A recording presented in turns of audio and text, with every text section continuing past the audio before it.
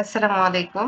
আজ আমরা দ্বিতীয় শ্রেণীর গণিত বইয়ের অধ্যায় ৩ ৮৭ পৃষ্ঠার অঙ্কগুলোর সমাধান করব।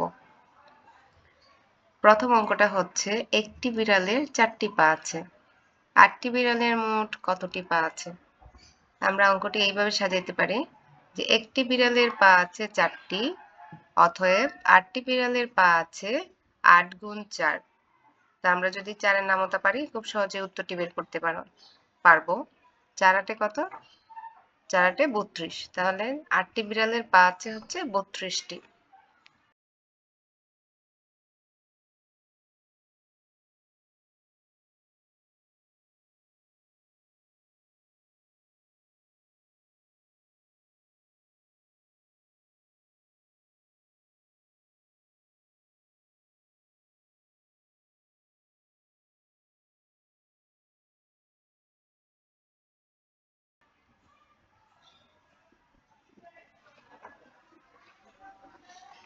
পরের অঙ্কটা হচ্ছে ২ নাম্বার।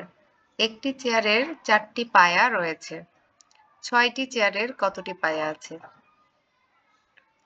তাহলে আমরা এইভাবে অঙ্কটি সাজাইতে পারি। একটি চেয়ারের পায়া আছে ৪টি, অতএব ৬টি চেয়ারের পায়া আছে ৬ গুণ ৪। তো ৪ ৬ কত জানি আমরা? ৪ ৬ ২৪। তাহলে ৬টি চেয়ারের পায়া আছে ২৪টি।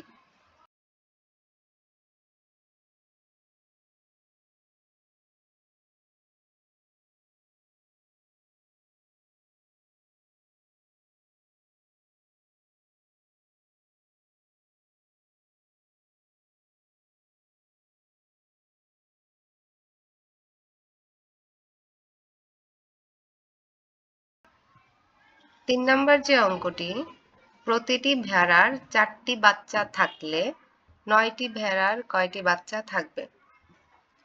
প্রতিটি মানে আমরা এখানে একটি লিখতে পারবো। অঙ্কে আমরা যদি এইভাবে সাজাই অঙ্কটি, একটি ভেড়ার বাচ্চা আছে ৪টি, অতএব ৯টি ভেড়ার বাচ্চা আছে ৯ গুণ ৪, ৪ নং ৩৬। তাহলে আমরা কি লিখতে পারি উত্তরে? ৯টি ভেড়ার ৩৬টি বাচ্চা থাকবে।